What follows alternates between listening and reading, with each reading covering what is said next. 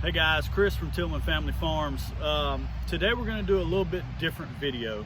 So it's coming up on a year since we've been in a farm business.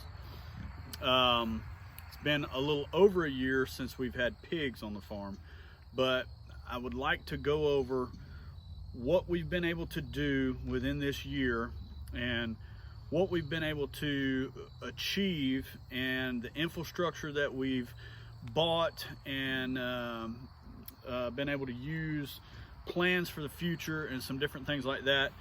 I sat down and wrote some notes last night so that I would have all this stuff at my fingertips. So I guess first of all, we couldn't do any of this without the stars of the show, which is the pigs. So I guess we'll start there. So guys, we bought our first pigs in August of 2020. We started with 3. One of those we grew out to process, and 2 of those we bred. You know, we weren't really truly a business until January of 21. So it was a slow process, and we haven't borrowed any money to do this. The neighbor's got a heck of a blower over there. Anyhow, so we haven't borrowed any money to do anything that we've done. We've done all of this out of our pocket. So we started with 3, and today on this farm, a year after being in business, we have, should have counted this before I turned this on, 22 pigs on the property right now. We've had up to 31 on the property. This group behind me here, there's a lot of processing dates in this pen. I've got some breeders in a pen over here, a boar up there, and we've got another pen down here with a lot of piglets in it. We bought another boar to grow up and breed here. So let me go over the numbers for how many pigs that we've processed this year. So by the end of December, we will have processed 8 pigs in 2021. We've had no problem selling pork, even at the pasture pork prices. No problems at all. People have kind of tagged on to what we're doing, and they are keeping up with us. And every time that we've processed, we have sold out of pork before we could get the next round of processing in the freezer. So pork has been a big hit. We see a lot of big things in the future for it. And I see the pork portion of our farm business expanding tremendously. But I don't want to really talk any numbers here, because if I was to get into numbers and how much money that I've spent this year and the little bit of return that we've gotten back, it would be sad for you guys. You would cry for me. But the future looks good. So pork is big time. We got a lot of processing dates in the future. We've actually made some relationships with some pretty decent processors. We like things from some better than others, you know, so it's kind of turning out to be a pretty good deal. We actually should be picking up pork any day now, for those of you that are local and looking for something to eat. But anyhow, so that's where we're at with the pigs. I'm gonna throw in some more video of these other guys right quick, show you the little boar, show you the piglets, and then we're gonna move on to poultry. These 2 girls will be bred the 1st of December. This is a feeder pig group that they have. Some of these guys have dates in December, and some of them have dates in February. There's a couple of guys down there just hanging out. So this is Rip. He is our future breeding boar. He seems to have a nice set on the back of him, if you know what I mean. But he's new, been here a couple weeks. We've had him in this chicken tractor, moving him along and along and along, so that he can be quarantined, and we made sure he was all right, but he's good to go. He's gonna be moving in with a group here before too long.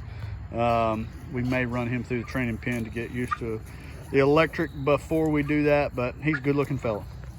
So here is our Piglet Group. We have 1 or 2 breeders in here, and then everybody else is a feeder. We've had 3 litters on the farm since we got started. So if that tells you anything, we've been able to breed 1 pig here twice, and she's had 2 litters within the little over a year that the pigs have been here. And we bought and bred another pig. So that tells you and shows you how fast the process is. But these guys are growing like crazy, and they look fantastic, and we are as proud of them as we can be.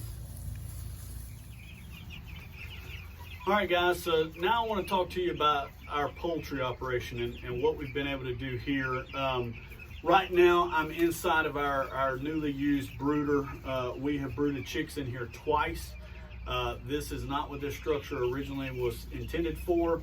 This structure was a chicken coop. It was made out of a trampoline. Cut the round part of it in half, stood it up on its ends, tied it together, screwed some tin to it, blah, blah, blah. But we don't raise chickens for eggs in confinement anymore. So what we're using this for is a large brooder, to where we had small brooder boxes in a building before that were hard to manage. This is very, very easy to manage. This is 14 by 12, I think. I'm surrounded by 100 chicks right now. We keep a barrel in here that's behind the camera with our feed in it, and it works great. But let's talk about what we've been able to do with poultry on this farm since we started. Let's see. Before this year's out, when we process this group of birds, we will have processed and packaged over 400 whole broilers on this farm this year. We didn't get this licensing until February 2021. We got licensed to be able to process and package and sell birds, and we have been after it like gangbusters ever since. Let's see what else we've got here. Oh, so we also got into turkeys this year. We had never done turkeys for ourselves before, so turkeys were literally brand new to us. So we decided we would do a test group just to see how it went. Kind of put it out there as a select group of people that would want a turkey for Thanksgiving. So we bought 20. The mortality rate on 20 was pretty devastating. We've lost 25%, which is 5 birds. Is that right? 25%? Maybe not. Anyway, my math's terrible. So started with 20, have lost 5, so there's 15 left. And those birds look fantastic. Actually, there were 16 left. So those birds look fantastic. And I have taken off from my regular job the weekend or the week of Thanksgiving. So we will process those birds the week of Thanksgiving. And the people that are getting them will have never been able to get as fresh of a turkey or as good of a turkey as what these are going to be for them. But as far as poultry goes, everybody loves this chicken. They can't get enough of it. We have people that buy, 5 to 10 at a time, so they don't have to come back and track us down, or they don't have to come back to that farmer's market for so long.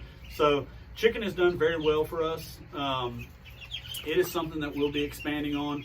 We're going to talk about the infrastructure that we've been able to build here, and I'll talk to you about chicken tractors and growing birds here in just a little bit. But as far as what we've been able to process and what we've been able to do, it will be 16 whole turkeys and over 400 broilers this year. And that work has been done by my wife mostly.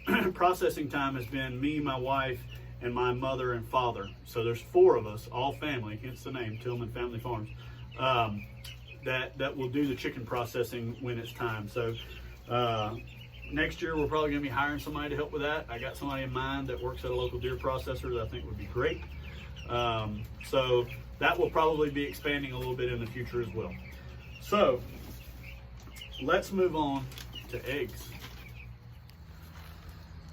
So guys, eggs has been something that has been part of our farming adventure for, golly, 16 to 17 years now. And we've always sold eggs off and on to people that we know and given them away to family members and all that. But we've come a long way with eggs now that we're a business. So you see this rowdy, motley looking crew behind me here. These are our egg layers. Some of these birds are getting old. I've got another pen up here that has some birds that are getting close to laying age that will be replacement birds. Probably about 40 up here. And there's probably about 25 or so that have to go from here. But we've changed a whole lot of stuff with it. We don't raise them in confinement anymore. We have this egg mobile that we built, and if you've been following the channel, you probably saw some videos on that a while back. But it works great. We use electric netting, move them all around. They get grass and bugs. They get all kinds of good stuff. We've asked them over this winter to help condition some of the soil in our garden that's not very good.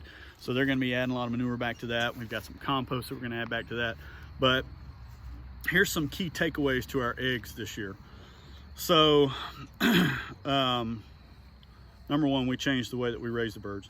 Thus far this year, we have sold 476 dozen eggs this year. We got our own packaging this year, so we buy blank cartons and we have a stamp that has our farm name on it.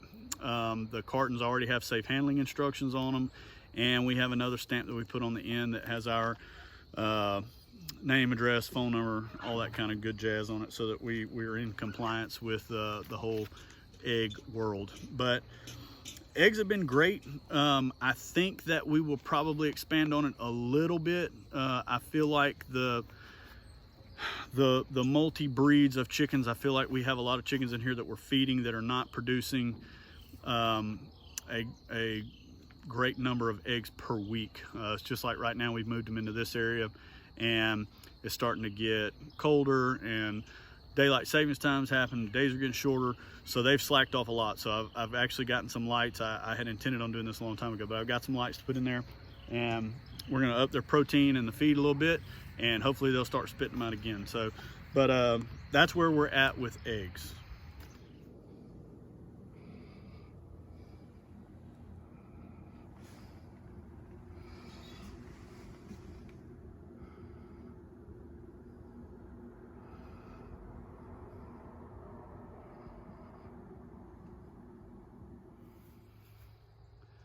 All right, guys, so let me talk to you for a minute about jams and jellies. Jams and jellies is actually the real point, besides eggs, as to where we got started with this farm business. My wife has always made jams and jellies for us at the house. She makes some that are very, very good and very unique, some that she kind of stumbled upon by accident. And so we had a lot of people that were wanting to buy them. So we started a Facebook page, and she started to sell them and things like that. Somebody out there, maybe one of y'all watching, got jealous and said, I'm gonna turn them into the county. So they did, and it was probably the greatest thing that ever happened to us as far as a farm business goes. So if you're watching out there, we appreciate it, because it really did. It pushed us over the edge to go out and get the right licensing, and then venture into the other, sure enough, farm-based things that we do. But I don't have the number on how many jars we've sold, and there's so many different sizes. Well, I'll say there's 3 or 4 different sizes. But anyway, every time we go to a farmer's market with jars, we sell at least 15 or 20 jars, if not more, every time we go. So the jars are a very important part of our business to us. We're working on getting our costs down as far as how to source the jars, the lids and the rings and all that stuff, and the labeling at a better price. But it is a big part of our business, and we're probably not going to do away with it. So it'll probably grow just like everything else will. But that's the other thing that we're doing. So chickens, pigs, eggs, and jars. So jams and jellies. This is blackberry jelly. So out here behind me, they grow wild. We pick them every year. We pick about a 5-gallon bucket here, and then there's other places and other people donate them to us or sell them to us or whatever. So we try to source as much local as we can to try to keep true to what we're doing. we set batch limits, so we'll do 100 jars of this or 50 jars of that or whatever. And she's always trying new things, so it's a lot of fun. But that's it on the jars, infrastructure. All right, guys. So since this is getting a little bit long, I'm not gonna waste a lot of time talking about this, but I would like for you all to understand what it takes to even farm at this level. Okay, so I want to talk to you about the infrastructure that we have created here, and maybe hit on a couple of things that we intend to grow and improve on moving into 2022. So one of the biggest things for us this year was processing. So we have a processing tent. We are the bare bones minimum to be approved to process and package whole chicken on your farm. And let me tell you what that bare minimum is. So you had to have a drainable floor. So we have a tent, which we have to do everything inside. So for the floor of the tent, we put down gravel. The next requirement was that you have to have a 3-compartment sink. 3-compartment sink for wash, sterilization, and then rinse. And then you have to have a 4th sink that is a hand washing sink.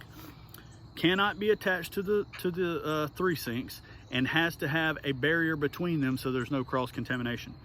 Food grade water hoses. We bought a plucker this year, cutting boards, really nice knives, kill cones, oh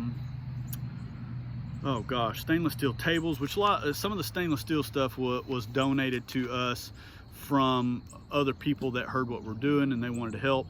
And so we had a lot of great people in the community kind of help us out with that. But that's just touching on the processing equipment and the tent and all that stuff. I feel like probably the next biggest one for us was the electric fencing. So electric fencing, we now own 6 solar fence chargers, 4,000-ish feet of polywire, over 1,500 feet of electric netting. That's 9 sets at 164 feet per set. Yeah, 164 feet per set. So what we got going on here? Anyhow, so 9 sets, and they get moved all around. So the electric fencing was a pretty good cost. If you've ever looked at it, if you've ever bought a solar charger, you know, those things can get into upwards of you know, $350 if you buy the big expensive ones. You know, what we've been buying is right around the $200 mark, and we've been pretty impressed. We are going to bump up the size of some for the pigs as they get a little older. But the electric fencing was a big cost, and I would imagine that that's going to continue to grow. We've gotten in a partnership with a company called Starkline, and we buy most all of our netting from them. Matter of fact, I think since we started with them, we haven't bought from anybody else. But really nice product, really great people have helped us out a lot. So probably the next biggest cost was our chicken tractors. We built 3, and when we built the 3rd one, lumber prices went through the roof. So we kind of struggled back and forth. We used some netting to grow some birds, and I've also bought a bigger chicken coop. I've got a little project going on with a chicken coop kit that I bought from Amazon that I am going to spend some extra money on and turn into a range coop, be able to hold more birds in it, but it's not a big range coop like you would see somebody like Jordan Green using. So stay tuned for that. That build's coming up. So the chicken tractors were a pretty good build.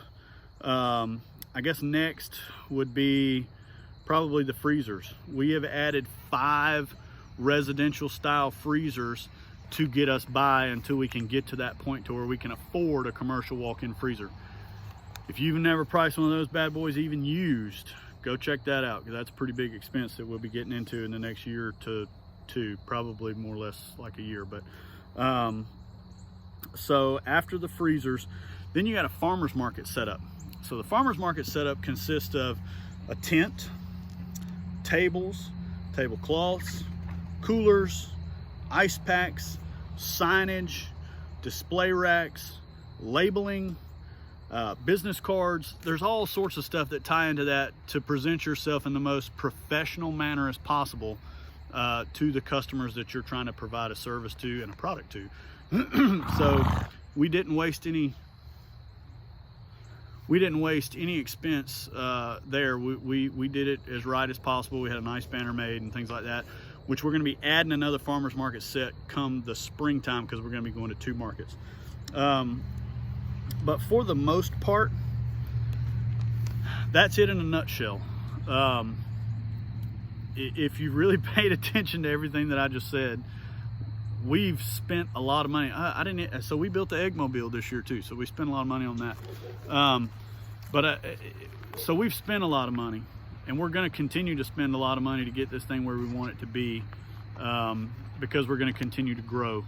But as we grow, our sales and our customers are going to grow with us, and hopefully this will turn into something that, you know, maybe 5, 6, 7 years down the road, this may could even be a business that I would be able to employ my children with.